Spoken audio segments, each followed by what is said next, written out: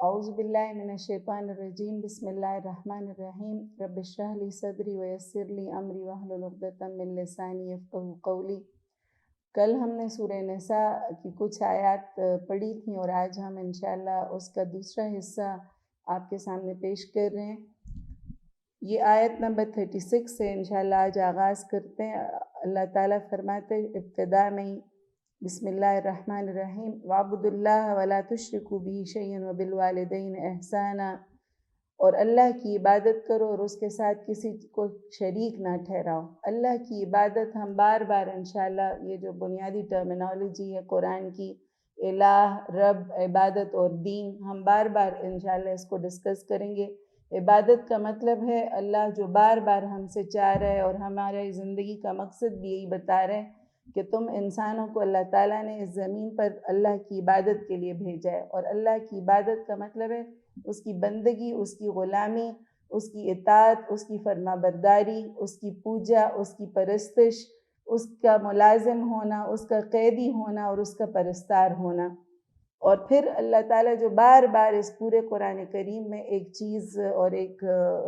سبق بار بار ہمیں یاد دلاتے، وہ یہ کہ اللہ کے ساتھ شرک نہیں کرنا، اس کے ساتھ نہ اس کی ذات میں، نہ اس کی صفات میں، نہ اس کے حقوق میں، نہ اس کے اختیارات میں کسی کو بھی شریک نہیں ٹھہرانا۔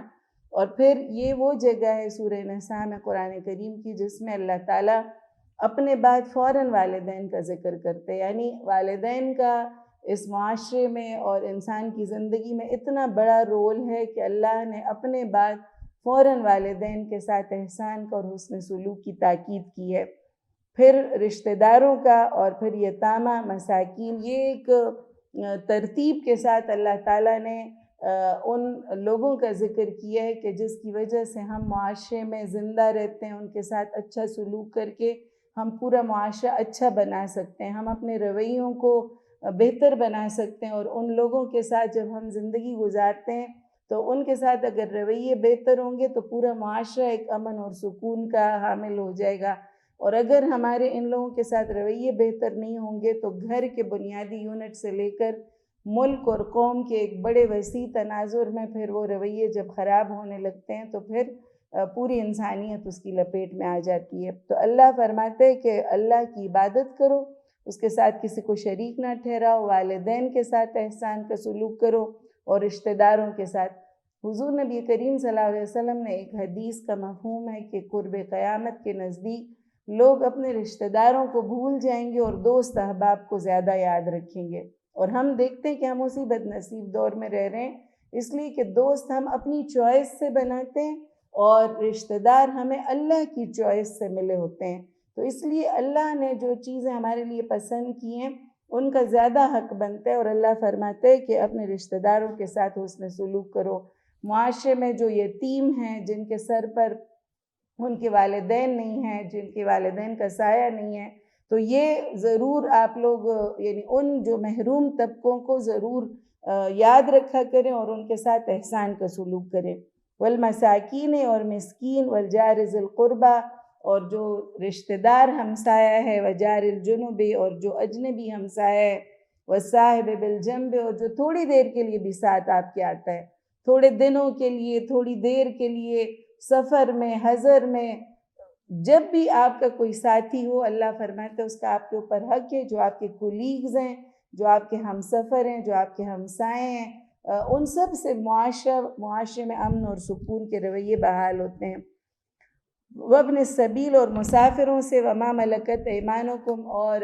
آج کل غلام تو نہیں ہے مگر ملازم بھی اسی کیٹیگری میں آتے ہیں کہ ہم وہ چونکہ زیر دست ہوتے ہیں، ان کے ساتھ احسان کا سلوک، ان کی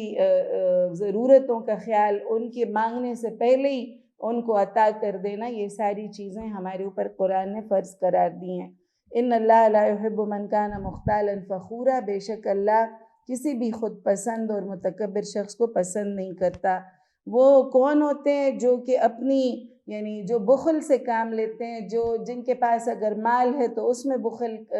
کرتے ہیں، جن میں اگر کوئی صلاحیت ہے تو اسے لوگوں کو پہنچانے میں بخل کرتے ہیں، اگر عالم ہے اس کو پہنچانے میں بخل سے کام لیتے ہیں، یعنی ان کی زندگی میں بخل کا رویہ جو ہے وہ بہت زیادہ یعنی پروان چڑھتا ہے۔ تو بخیل شخص سے اللہ تعالیٰ نے پناہ مانگے۔ اللہ نے فرمایا کہ بخل سے کام نہ لو بلکہ فیاضی سے کام لو۔ الذین یبخلون یأمرون الناس بالبخل، خود بھی بخل والے رویوں پر اصرار کرتے ہیں اور لوگوں کو بھی انہی بخل کے رویوں کی ترغیب دلاتے رہتے ہیں، اور پھر جو کچھ اللہ تعالیٰ نے انہیں دیے اس کو چھپاتے رہتے ہیں۔ اللہ نے فرمایا کہ اللہ تعالیٰ نے جو بھی نعمت تمہیں عطا کیے، حضور نبی کریم صلی اللہ علیہ وسلم کی ایک حدیث کے مفہوم اسی طرح سے کہ جب جو بھی اللہ نے تمہیں نعمت دی اس کا پھر اظہار بھی کرو، اپنے لائف سٹائل سے، اپنے لباس سے، اپنے طرز زندگی سے اللہ تعالیٰ کی ان نعمتوں کا شکر ادا کرو، خود بھی ان نعمتوں کے اوپر یعنی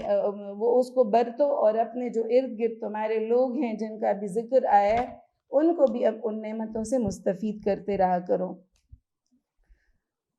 سورہ نساء میں وہ آیت ہے کہ جس کو حضور نبی کریم کہتے ہیں ایک دفعہ صلی اللہ علیہ وسلم ایک دفعہ ساری رات پڑھتے رہے اور پھر اس کے اوپر روتے رہے، اور وہ آیت ہے فَكَيْفَ إِذَا جِئْنَا مِن كُلِّ أُمَّةٍ بِشَهِيدٍ وَجِئْنَا بِكَ عَلَىٰ هَٰؤُلَاءِ شَهِيدًا، کہ وہ وقت کیسے ہوگا،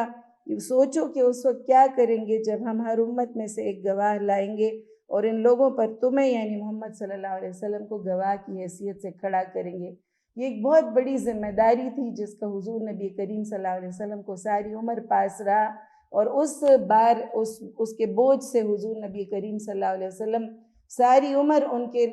زندگی میں ہم نے کبھی آرام نہیں دیکھا، کبھی عیش و عشرت کی زندگی انہوں نے نہیں گزاری، کبھی انہوں نے چھٹی نہیں لی۔ ان کو جب پہلی دوسری وحی میں کہا گیا قم فانذر، تو وہ اسی دن سے کھڑے رہے اور لوگوں کے اویئرنیس کا اور لوگوں کو خبردار کرنے کا یہ فریضہ سر انجام دیتے رہے، اور خود وہ یہ فریضہ سر انجام دے کے اور یہاں سے رخصت ہو گئے، اور اپنی امت کے ہر فرد کے اوپر انہوں نے گواہی کا یہ فریضہ ان کے سپرد کیا ہوا ہے کہ میں اپنا کام پورا کر کے چلا جا رہا ہوں، اور تم جو ہر میرا امتی ہو اس کے اوپر یہ فریضہ ہے کہ وہ شہادت علی الناس، وہ پوری امت جو ہے وہ اس کے اوپر کھڑی کی گئی ہے کہ وہ لوگوں کو اچھی باتوں کی تلقین کرے اور لوگوں کو بری باتوں سے روکے۔ پھر اللہ تعالیٰ نے یہاں پہ اسی سورہ میں شراب کی حرمت کا دوسرا حکم آیا۔ سورہ بقرہ میں پہلا حکم آیا تھا کہ اس کے فائدے بھی بہت ہیں اور اس کے نقصانات بھی بہت ہیں، اور یہاں پر اللہ فرماتا ہے کہ لوگوں جو ایمان لائے ہو تم نماز کے نزدیک بھی نہ جاؤ اور جب کہ تم نشے کی حالت میں ہو، یعنی پھر یہ دوسرا تدریجی حکم تھا کہ تم ضرور نماز میں تمہیں پتہ ہو کہ تم کیا بول رہے ہو، یعنی ہماری نمازیں اسی لیے ہمیں اس راستے پر نہیں چلا پا رہی، اس لیے کہ ہمیں پتہ ہی نہیں ہوتا کہ ہم کتنے بڑے رب کے سامنے کھڑے ہیں اور اس رب سے کیا مانگ رہے ہیں، کیا بانڈ بھر رہے ہیں، کیا وعدہ کر رہے ہیں۔ اس لیے نماز کے ترجمے کا علم بہت زیادہ ضروری ہے کہ انسان کو پتہ ہو کہ میں اللہ رب العالمین سے کیا عرض کر رہا ہوں۔ حتیٰ تعلموا ما تقولون ولا جنبا الا عابر سبیل حتیٰ تغتسلوا، پھر غسل کا فرائض بتائے گئے ہیں، پھر تیمم کا طریقہ بتایا گیا کہ اگر پانی نہ ملے تو پھر تم تیمم کر سکتے ہو، اور اللہ تعالیٰ نے بہت ہی آسانی قرار دی ہے کہ نماز نہیں قضا کرنی،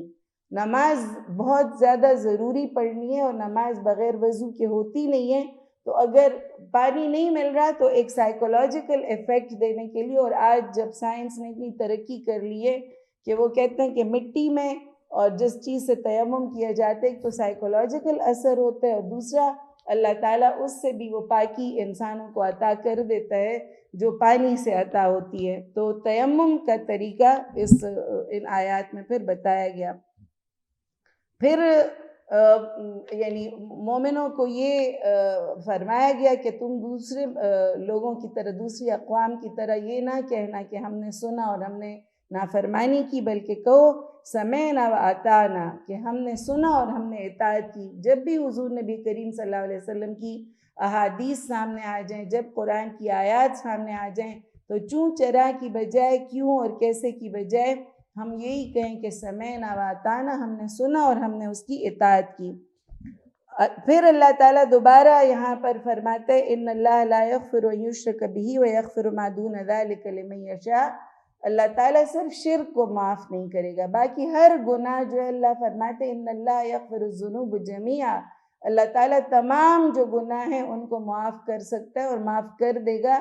سوائے شرک کے وہ اس کے لیے بالکل قابل قبول نہیں ہے کہ لوگ اس کی ذات میں، اس کی صفات میں، اس کے حقوق میں اور اس کے اختیارات میں کسی اور کو بھی شریک ٹھہرائیں۔ یہ اس کو یعنی اللہ وحدہ لا شریک کو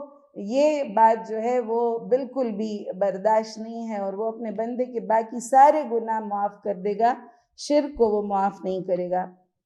پھر اللہ فرماتے کہ کیا تم نے ان لوگوں کو دیکھا جن کو یعنی اہل کتاب میں سے اور جن کو کتاب کا علم دیا گیا اور پھر بھی وہ یؤمنون بالجبت والطاغوت، پھر بھی وہ یعنی اللہ پر بھی ایمان رکھتے ہوئے پھر بھی وہ اوہام، سپرسٹیشنز اور بے حقیقت اور بے اصل اور بے فائدہ جادو ٹونے جن کی کوئی حقیقت نہیں ہے، جن کی کوئی بیس نہیں ہے، اور میں کہتی ہوں آج کل بہت زیادہ یہ چیز عام ہو گئی ہے ہمارے معاشرے میں۔ اچھے لوگ جو توحید کا اقرار کرتے ہیں وہ بھی کہتے ہیں جی کچھ نہ کچھ اثرات ضرور ہیں، ہوتے ہیں اثرات جب ہم اس کے اوپر ایمان لانے لگتے ہیں اور جب ہم اس کو قبول کرنے لگتے ہیں کہ اللہ رب العالمین کے سوا کوئی اور بھی شے ہے جو کہ مجھ پر اثر انداز ہو سکتی ہے، پھر اللہ رب العالمین انسان کو ان کے حوالے کر دیتا ہے کہ پھر تم جانو اور تمہارے جادوگر جانے اور تمہارے جادو ٹونے جانے۔ اللہ رب العالمین کو ذات میں بھی، صفات میں بھی، حقوق میں بھی اور اختیارات میں بھی وحدہ لا شریک سمجھنا ہے، اور یہ ایک سجدہ جسے تو گراں سمجھتا ہے 1000 سجدوں سے دیتا ہے آدمی کو نجات۔ انسانوں کو پھر در در بھٹکنے کی ضرورت نہیں ہوتی جب وہ ایک اللہ رب العالمین پر ایمان لے آتے ہیں۔ تو توحید انسانوں کو ساری بے اصل اور بے حقیقت اور نظر نہ آنے والی قوتوں سے وہ روک دیتی ہے، اس لیے کہ اللہ رب العالمین کے مقابلے پر کوئی بھی شیطان کام نہیں کر سکتا اور نہ اس کے مقابلے پر آ سکتا ہے۔ اس لیے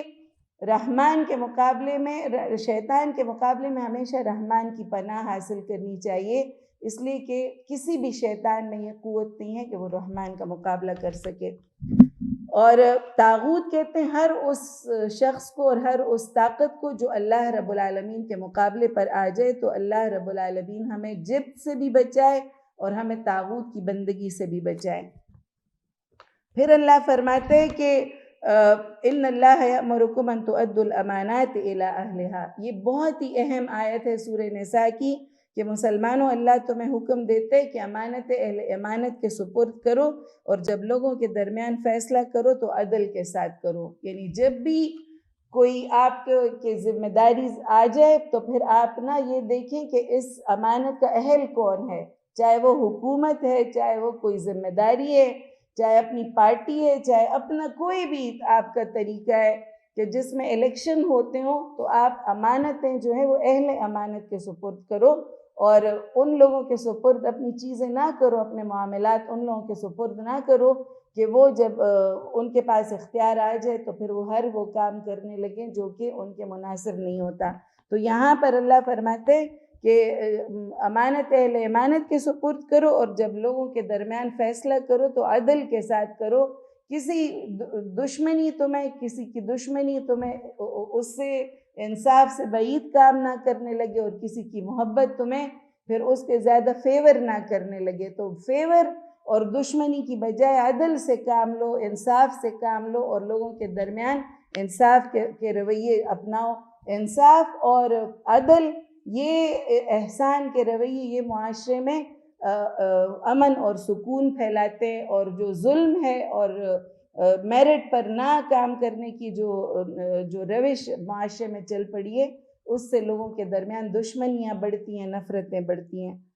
یا ایھا الذین آمنوا، اے لوگ جو ایمان لائے ہو، یہ لفظ بار بار آتا ہے قرآن کریم میں، اس لیے ہم اس سے بڑی تیزی کے ساتھ آگے گزر جاتے ہیں، لیکن میری آپ سے ایک ریکویسٹ ہے کہ جب بھی یا ایھا الذین آمنوا کی صدا آئے تو آپ لوگ ضرور ہم سب کو متوجہ ہو جانا چاہیے کہ اللہ رب العالمین مجھے کیا کام دے رہا ہے۔ کوئی کرنے کا کام جب وہ بتاتا ہے تو اس سے پہلے وہ یا ایھا الذین آمنوا کی پیاری صدا لگاتا ہے۔ تمام انسانوں کو، جیسے کلاس میں کچھ سارے بچے ہوتے ہیں لیکن ٹیچر اسی کا نام پکار کے کہتا ہے جس پر اسے یقین ہوتا ہے کہ یہ کام کرے گا، تو اللہ رب العالمین قرآن کریم میں جب بھی کرنے کا کوئی کام بتاتا ہے تو وہ یا ایھا الذین آمنوا کی پیاری صدا لگاتا ہے، کہا اطیعوا اللہ و اطیعوا الرسول، اللہ اور اس کے رسول کی اطاعت کرو، وَأُولِي الْأَمْرِ مِنْکُمْ، اور جن کو تمہارے درمیان یعنی جو صاحب امر ہو، جو حکومت تمہارے درمیان یعنی جن کے پاس اتھارٹی ہو، جن کے پاس کمان ہو، تو پھر وہ تنظیم اور نظم و ضبط انہی حکومتوں انہی اقوام میں آتا ہے جو کہ پھر رول آف لا جہاں پر ہوتا ہے، جہاں پر قانون کی حکمرانی ہوتی ہے، اللہ رب العالمین ہمیں یہاں پر اسی کی تلقین کر رہا ہے اور اسی کی ہمیں نصیحت کر رہا ہے کہ تم لوگ اللہ کی بھی اطاعت کرو، رسول کی بھی اطاعت کرو، وَأُولِي الْأَمْرِ مِنْکُمْ، اور اپنے درمیان میں سے تم جو بھی صاحب امر ہو ان کی بات مانو، جب تک وہ تمہیں معروف کا حکم دے، جب تک وہ تمہیں اللہ رب العالمین کے احکامات کے مطابق تمہیں چلائے، اس وقت تک اس کی اطاعت جو ہے وہ کرنی ہے۔ اور جب تمہارے درمیان کسی چیز کا تنازع ہو جائے تو اللہ اور اس کے رسول کی طرف اسے لوٹا دو، یعنی اللہ اور اس کے رسول قرآن اور سنت کے مطابق اپنے تنازعات کے جو ہے فیصلے ہیں وہ کرو۔ پھر اللہ تعالیٰ نے پھر ایک آیت میں اللہ تعالیٰ فرماتے وَمَا أَرْسَلْنَا مِن رَّسُولٍ إِلَّا لِيُطَاعَ بِإِذْنِ اللَّهِ، اللہ نے حضور نبی کریم صلی اللہ علیہ وسلم کو اسی لیے بھیجا کہ اس کی اطاعت کی جائے اللہ کے حکم سے۔ اللہ نے خود حکم دیے ہمیں کہ اگر قُلْ إِن كُنتُمْ تُحِبُّونَ اللَّهَ فَاتَّبِعُونِي يُحْبِبْكُمُ اللَّهُ، اگر تم میری مجھ سے محبت کرنا چاہتے ہو اور میری پیروی کرنا چاہتے ہو تو حضور نبی کریم صلی اللہ علیہ وسلم کی پیروی کرو، اللہ تم سے خود بخود محبت کرنے لگے گا۔ اور یہاں پر اللہ فرماتے ہیں کہ اللہ نے اس رسول صلی اللہ علیہ وسلم وہ خود سے نہیں آئے، وہ اسی لیے آئے ہیں کہ اللہ کے حکم سے ان کی اطاعت کی جائے۔ اور اگر وہ تمہارے اوپر یعنی نفس اپنے اوپر جانوں پر ظلم کر بیٹھے ہیں، کوئی غلط طریقہ انہوں نے اختیار کیے، تو اس کے لیے وہ معافی مانگیں اور استغفار کریں، اور حضور نبی کریم صلی اللہ علیہ وسلم ان کے لیے استغفار کریں تو یقیناً اللہ کو بخشنے والا اور رحم کرنے والا پاتے۔ پھر اللہ رب العالمین نے اس سورہ نساء کی یہ بھی ایک آیت بہت اہم اصولی آیت ہے، اللہ فرماتے نہیں اے محمد صلی اللہ علیہ وسلم، تمہارے رب کی قسم یہ کبھی مومن نہیں ہو سکتے جب تک کہ اپنے باہمی اختلافات میں تم کو فیصلہ کرنے والا نہ مان لیں، پھر جو کچھ فیصلہ تم اس پر کرو اس پر اپنے دلوں میں کوئی تنگی نہ محسوس کریں بلکہ سر تسلیم خم کر دیں۔ یہ آیت حضور نبی کریم صلی اللہ علیہ وسلم کی زندگی تک ہی محدود نہیں ہے بلکہ قیامت تک یعنی یہ جو آیات ہیں یہ جاری و ساری رہیں گی کہ اللہ رب العالمین نے کہا ہے کہ اپنے جب بھی تمہارے درمیان کوئی فیصلہ کوئی متنازع امر آ جائے تو اسے اللہ سے پوچھو، اللہ کی کتاب سے پوچھو، اس میں نہ ملے تو حدیث سے پوچھو، اس میں نہ ملے تو صحابہ کرام کے اجماع سے پوچھو، اور اس میں بھی نہ ملے تو پھر اجتہاد کا دروازہ قیامت تک کھلا رہے گا۔ لیکن اجتہاد مجتہد کے لیے کچھ خاص خصوصیات ہیں، ہر ایک بندہ میری اور آپ کی طرح ایرا غیرہ اٹھ کے تو کھڑا نہیں ہو جائے گا۔ جیسے مثال کے طور پر کسی نے آپریشن کرنا ہے تو ہر ایک کے سامنے آپریشن ٹیبل پر نہیں لیٹ جاتا بلکہ کسی اسپیشلسٹ کے پاس جاتا ہے کہ اس کے اوپر اسے اعتبار ہوتا ہے کہ یہ اچھا سرجن ہے، میں صرف اسی سے اپنا آپریشن کراؤں گا۔ اسی طرح سے اجتہاد بھی ہر ایک ایرے غیرے کا کام نہیں ہے بلکہ یہ ایک مستند جو عالم دین جس کی بہت ساری کوالٹیز ہوں وہ پھر کر سکتا ہے۔ لیکن اللہ فرماتے ہیں کہ اللہ تعالیٰ نے تمہیں قرآن اور حدیث پہ تمہاری پوری زندگی کی رہنمائی دی ہے، تو حضور نبی کریم صلی اللہ علیہ وسلم کو اپنا رہبر و رہنما سمجھو، اور پھر اگر تمہیں کوئی ان کا جو کوئی حکم ہے وہ تمہاری مرضی کے مطابق نہ ہو تو تم اس پہ دل شکستہ نہ ہو، اس پہ دل پر کوئی تنگی محسوس نہ کرو، بلکہ اللہ رب العالمین کو یہی سائن دو کہ سمعنا واطعنا، ہم نے سنا اور ہم نے اطاعت کی۔ پھر کہا کہ اے لوگو جو ایمان لائے ہو مقابلے کے لیے ہر وقت تیار رہو، ہر وقت الرٹ رہو، خذوا حذرکم، ہر وقت الرٹ رہو، ہر وقت دشمنوں کے مقابلے میں تیار رہو اور بالکل بودے نہ بنو۔ اور یہ پوری جو صورت ہے اس میں پھر حضور نبی کریم صلی اللہ علیہ وسلم کو آگے تیار رہنے کا، دشمن کے مقابلے میں پامردی دکھانے کا اور حوصلہ کرنے کا یعنی تلقین کی گئی ہے۔ اور کہا کہ وَمَا لَكُمْ لَا تُقَاتِلُونَ فِي سَبِيلِ اللَّهِ، اور تمہیں کیا ہو گیا کہ تم اللہ کی راہ میں لڑتے نہیں ہو، اور جو کمزور پا کر جو لوگ عورتیں بچے اور مرد جو ہیں وہ کمزور پا کر دبا لیے گئے ہیں، اور وہ کہتے ہیں کہ ہمارے رب ہمیں اس ظالم بستی سے نکال دے اور ہماری اپنی طرف سے ہمارا کوئی حامی و مددگار پیدا کر دے۔ پوری امت کے اوپر فرض ہے کہ جہاں بھی کہیں اس طرح کی مظلوم لوگ ہوں تو ان کی حمایت کرنا اور ان کا فرض ان کا ساتھ دینا جو ہے وہ ہم سب لوگوں کے اوپر فرض ہے۔ تو کہا کہ جو ایمان والے ہیں وہ اللہ کی راہ میں لڑتے ہیں، اور جو کافر ہیں وہ شیطان کی راہ میں، طاغوت کی راہ میں، اللہ کے مقابلے کے لوگوں کے اوپر وہ ان کے قتال کرتے ہیں۔ فَقَاتِلُوا أَوْلِيَاءَ الشَّيْطَانِ، تو شیطان کے کارندوں کے ساتھ اور شیطان کے اہلکاروں کے ساتھ تم لڑو۔ إِنَّ كَيْدَ الشَّيْطَانِ كَانَ ضَعِيفًا، بے شک شیطان کی چالیں حقیقت میں بہت زیادہ کمزور ہیں۔ ایک اور حقیقت سے ہمیں آشنا کیا گیا ہے، اور یہ کورونا، پوسٹ کورونا جو منظر ہے، جب سارے لوگ بہت زیادہ خوف میں ہیں موت کے خوف سے۔ کسی نے بڑی اچھی پوسٹ لگائی تھی کہ کورونا سے تو 2% اموات کا اندیشہ ہے، ابھی تک اس کے فیکٹس اینڈ فگرز تو مرتب نہیں ہوئے، لیکن اندیشہ ہے کہ 2% لوگ اس سے مریں گے۔ لیکن جو 100% موت ہے جس نے آنا ہی آنا ہے، اس کی تیاری کے لیے ہم لوگ کچھ بھی نہیں کرتے، نہ اس سے ہم ڈرتے ہیں اور نہ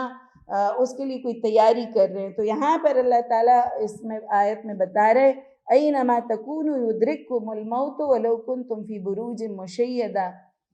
کہ تم جہاں پہ بھی ہو رہی موت تو بہرحال تمہیں آ کر ہی رہے گی، اگرچہ تم بڑی مضبوط قلعہ بند عمارتوں میں کیوں نہ موجود ہو، موت سے نہیں ہے کوئی فرار۔ اس لیے موت کی آنکھوں میں آنکھیں ڈال کر تو انسان کو جینے کا حوصلہ کرنا چاہیے۔ اور جتنے بھی قرآن ہمیں نا مستقبل کے اندیشوں سے اور ماضی کے غموں سے بچا کر لمحے موجود میں جینے کا سلیقہ سکھاتا ہے۔ ہم پوری اس انسانیت کو اللہ رب العالمین ہمیں جینے کا ڈھنگ سکھاتا ہے کہ نہ مستقبل کے اندیشے میں پڑو اور نہ ماضی کے غم میں پڑو، یعنی نہ مستقبل کے خوف میں پڑو نہ ماضی کے غموں میں پڑو۔ اور بڑی خوبصورت بات کسی نے کہی کہ ڈپریشن اور کورونا کا خوف تم لوگوں کو لاحق نہیں ہوگا جب تک تم اپنی ماضی کی کامیابیاں نہیں گنو گے اور مستقبل کے منصوبے نہیں بناؤ گے۔ تو یہ قرآن ہمیں مستقبل کے منصوبے بنانے پر آمادہ کرتا ہے اور اپنی ماضی کی کامیابیوں کو سیلیبریٹ کرنے کا ہمیں سلیقہ سکھاتا ہے۔ پھر اللہ فرماتے ہیں مَن یُطِعِ الرَّسُولَ فَقَدْ أَطَاعَ اللَّهَ، یعنی حضور نبی کریم صلی اللہ علیہ وسلم کی حیثیت ہمارے سامنے اللہ نے رب العالمین نے ڈکلیئر کر دیا ہے کہ جو بھی رسول صلی اللہ علیہ وسلم کی اطاعت کرے گا تو یقیناً اللہ کی اطاعت کرے گا۔ یعنی اگر اللہ تعالیٰ کی اطاعت مطلوب ہے تو پوچھتے ہو کہ کس طرح سے اللہ تعالیٰ کو راضی کرنا ہے، تو حضور نبی کریم صلی اللہ علیہ وسلم کے نقش قدم پر چلنا ہے۔ آگے اللہ فرماتے ہیں فَلَا يَتَدَبَّرُونَ الْقُرْآنَ، آیا تم قرآن کریم پر تدبر نہیں کرتے؟ یعنی یہ تدبر جو ہے قرآن کریم کا بار بار اللہ تعالیٰ ہم سے یعنی اس کا تقاضا کرے گا کہ اللہ رب العالمین نے یہ قرآن کریم ایک گائیڈ بک کی حیثیت سے نازل کیے، اور اگرچہ اس کا نور اتنا زیادہ اور اس کی برکات کہ اس کو صرف کھول کے دیکھ لیں تو بھی اس کا نور انسانوں کے اندر سمٹ جاتا ہے اور اس کا پورا اس کا اپنا آپ منور ہو جاتا ہے، لیکن اللہ رب العالمین نے اس کو تدبر کے لیے نازل کیے کہ اس کو سمجھو، اس کو اخذ کرو، اس کے اوپر اس سے اصول لو اور اس کو اپنی زندگی میں رائج کرو۔ جیسے حضور نبی کریم صلی اللہ علیہ وسلم کے بارے میں پوچھا گیا حضرت بی بی عائشہ رضی اللہ تعالیٰ عنہ سے، تو ان سے پوچھا گیا کہ حضور نبی کریم صلی اللہ علیہ وسلم کا اخلاق کیسا تھا؟ انہوں نے کہا کان خلقہ القرآن، ان کا اخلاق قرآن تھا، یعنی وہ چلتے پھرتے قرآن تھے۔ تو ہمیں بھی ان کے نقش قدم پر انشاءاللہ اسی طرح سے چلنا ہے۔ پھر اللہ تعالیٰ نے پھر کہا فقاتل فی سبیل اللہ، بار بار اللہ تعالیٰ یہ کتاب جہاد ہے، یہ کتاب جد و جہد ہے، اور عمل کے اوپر وہ اس طرح کے مردانہ وار ورزش کے اوپر نا اللہ کی راہ میں اپنے آپ کو بس ہر وقت بستہ رکھو، اور جب بھی لڑائی کی ضرورت پڑے تو لڑائی لڑو، اور جب مکالمے کی ضرورت پڑے تو مکالمہ کرو، جب مجادلے کی ضرورت پڑے تو مجادلہ کرو۔ پھر اللہ فرماتے وَإِذَا حُيِّيتُم بِتَحِيَّةٍ خوشروئی کے ساتھ زندگی گزارو. جب بھی تمہیں کوئی سلامتی کی دعا کرے تو تم بھی اس سے بہتر اس کو فَحَيُّوا بِأَحْسَنَ مِنْهَا أَوْ رُدُّوهَا اس کو زیادہ اچھے طریقے سے سلام کا جواب دو، ورنہ تو اتنا جتنا اس نے تمہیں کیے وہ تو فرض ہے کہ انسان اسی طرح سے لوٹا دے. ان اللہ کان علی کل شیء حسیبا، بے شک اللہ تعالیٰ ہر چیز کا حساب لینے والا ہے. اور اللہ تعالیٰ بار بار ہمیں یہ بھی بتاتا ہے اللہ لا الہ الا ہوا. یہ جو میں آپ کو بتا رہی ہوں کہ انشاءاللہ ہم یہ ٹرمینالوجی جو ہے الہ کہ اللہ کے سوا کوئی الہ نہیں ہے، ہر تھوڑی دیر بعد اللہ تعالیٰ ہمیں اس کی یاد دہانی کراتے کہ میرے بندو تمہیں بھول نہ گیا ہو کہ تم کسی اور کے بندے ہو، تم میرے بندے ہو، میرے سوا تمہارا کوئی الہ نہیں ہے، کوئی حاجت روا نہیں ہے، کوئی تمہاری ضرورتیں پوری کرنے والا نہیں ہے، کوئی مالک نہیں ہے، کوئی آقا نہیں ہے، میں تمہارا سب کچھ ہوں. تو یہ لا الہ الا اللہ کا ورد جو ہے یہ بار بار آئے گا اور انشاءاللہ بار بار ہم اس کا ذکر جو ہے وہ انشاءاللہ کریں گے. اس میں نا پھر قتل خطا کا بھی ذکر ہے کہ مومن جو ہے وہ کبھی بھی قاتل نہیں ہو سکتا. ایمان اور قتل اور مقاتلہ کبھی بھی ایک شخص میں اکٹھے نہیں ہو سکتے. اس لیے فساد اور قتل اور مقاتلہ یہ ایمان کی ضد ہے. یہاں پر پھر کہا کہ کبھی کسی سے یعنی اگر قتل خطا ہو جائے تو پھر اس کا کفارہ اور وہ ساری چیزیں بتائی گئی ہیں، لیکن کہا ہے کہ ایمان اور قتل جو ہے یہ زندگی جو ہے یہ اللہ کی امانت ہے، اللہ کا اختیار ہے، وہی دیتا ہے اور وہی لیتا ہے. جو بھی شخص اس کے اندر اللہ تعالیٰ کا شریک بننے کی کوشش کرتے ہیں اللہ تعالیٰ اس کا ٹھکانہ پھر جہنم ہے. اور پھر ہجرت کا ذکر ہے کہ جو لوگ بھی ہجرت کرتے ہیں اللہ تعالیٰ کی راہ میں اللہ تعالیٰ ان سے بہت ہی زیادہ راضی ہوتا ہے. اللہ ان کو بہت، اور ہم نے دیکھا ہے، ہم نے اپنی چھوٹی سی زندگی میں دیکھا ہے کہ لوگ لٹ پٹ کے آ جاتے ہیں اللہ کی خاطر. جو لوگ بھی آئے ہیں، ہمیں لوگ تحریک پاکستان کا ذکر کرتے ہیں کہ لٹ پٹ کے ادھر آ گئے تھے، ہمارے پاس کچھ بھی نہیں تھا اور آج اللہ نے ان کو بہت ہی زیادہ کچھ دے دیا ہے. ہم نے افغانستان سے مہاجر لوگوں کو دیکھا کہ لٹ پٹ کے آ گئے. ہم نے بہت سارے لوگوں کو اپنی زندگی میں دیکھا کہ وہ ہجرت جب اللہ کی خاطر کرتے ہیں تو اللہ تعالیٰ فرماتے زمین بھی میری ہے، اختیار بھی میرا ہے، مال و دولت بھی میری ہے. تو وہ اس کا ذکر کیا ہے کہ تم پھر فکر نہ کرو، اللہ تعالیٰ کی زمین ہے، اللہ تعالیٰ تمہارے ساتھ بہت احسان کا سلوک کرے گا. قصر نماز کا ذکر ہے اس میں کہ جب سفر میں ہو تو جو فرائض ہیں ان کو 2 رکعت فجر کی نماز پوری پڑھنی ہوتی ہے اور مغرب کی نماز کے 3 جو فرض ہیں وہ پورے پڑھنے ہوتے ہیں. باقی جو 4 فرض ہیں ان کو آدھا کر کے 2 پڑھنا ہوتا ہے. ظہر کی بھی، عصر کی بھی اور عشاء کی بھی، وہ 2 فرض پڑھنے پڑتے ہیں. تو قصر کے اور بھی بہت سارے مسائل ہیں، انشاءاللہ کسی وقت پھر اس کو ڈیٹیل سے پڑھیں گے. لیکن نماز کا بہت زیادہ تذکرہ ہے. ان الصلاۃ کانت علی المؤمنین کتابا موقوتا. صلاۃ خوف کا بھی ذکر ہے کہ نماز نہیں قضا کرنی. بہت زیادہ بھی خوف ہو تو جیسے تیسے بھی پڑھنی ہے، ایک رکعت کر کے بھی پڑھنی ہے. اور صلاۃ خوف کے 3-4 طریقے ہیں وہ بھی بتائے گئے ہیں کہ جب جنگ کا اور دشمن کا بہت زیادہ غلبہ ہو لیکن نماز نہیں قضا کرنی. ان الصلاۃ، بے شک نماز جو ہے وہ وقت کی پابندی کے ساتھ مومنوں کے اوپر فرض کر دی گئی ہے. اور پھر نا اللہ تعالیٰ بار بار ادھر نا شرک کا ذکر ہے کہ شرک جو ہے وہ اللہ تعالیٰ معاف نہیں کرے گا. اور ایک بڑی کہتے ہیں نا بینا سی آیت کہ جو بڑی بصیرت افروز، ساری آیات بڑی بصیرت افروز ہیں اور وہ ہمیں مستقبل کے سارے امکانات اور وہ جو چیزیں وہ ہمیں دکھاتی ہے. لیکن یہ جو آیت نمبر 119 ہے کہ شیطان نے نا جب اللہ تعالیٰ سے ایک چیلنج اس کو دیا کہ اللہ سے کہا میں تیرے بندوں میں سے ایک مقرر حصہ لے کر رہوں گا، میں انہیں بہکاؤں گا، میں انہیں آرزوؤں میں الجھاؤں گا، میں انہیں حکم دوں گا اور وہ میرے حکم سے جانوروں کے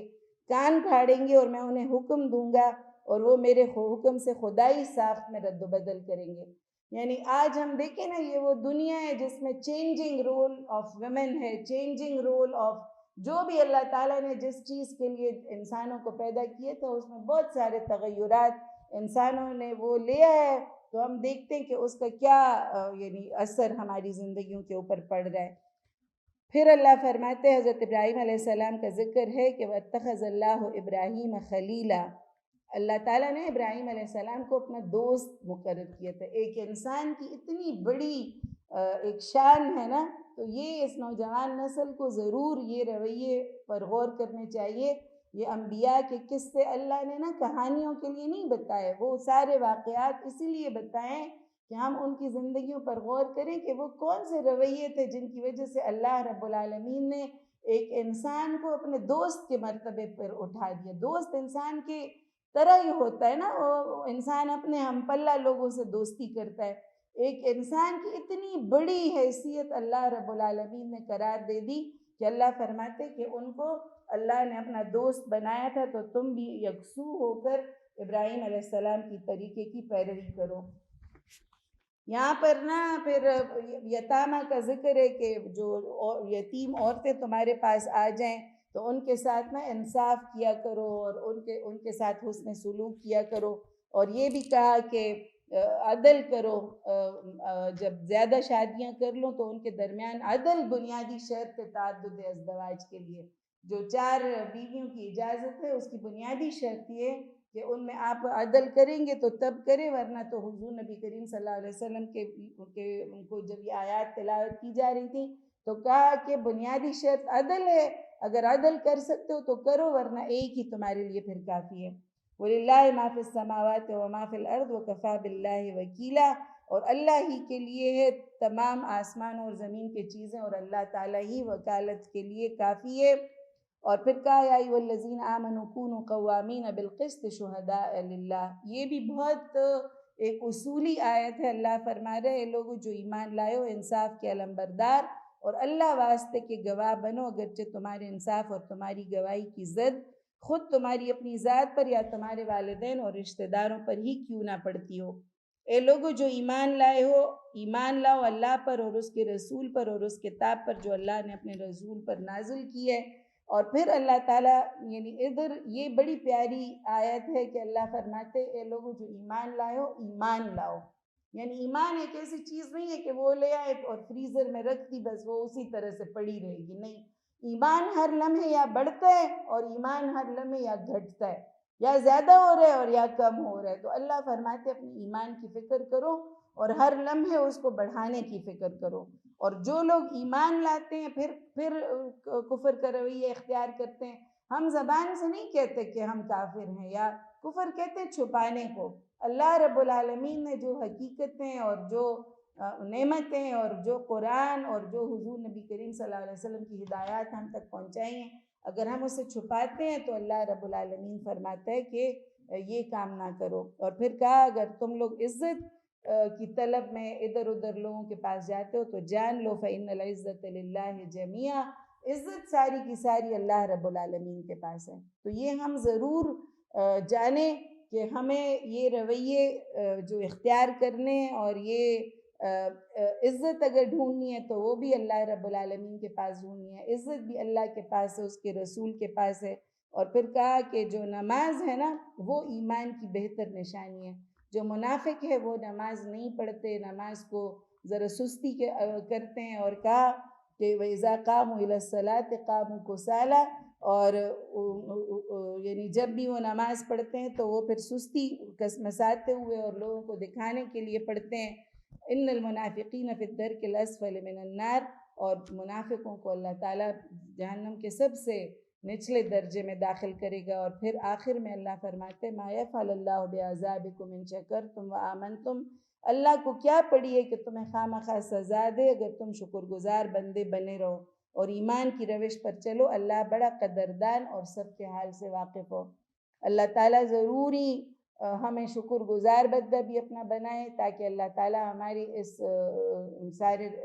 شکر گزاری کی اور شکر کے رویوں کی قدر کر سکے۔ اللہ رب العالمین ہم سے ضرور راضی ہو جائے اور ہمیں ان رویوں کے اپنانے کی توفیق دے کہ جس کی وجہ سے ہم اس کی رضا حاصل کر سکیں۔ وآخر دعوانا الحمد للہ رب العالمین۔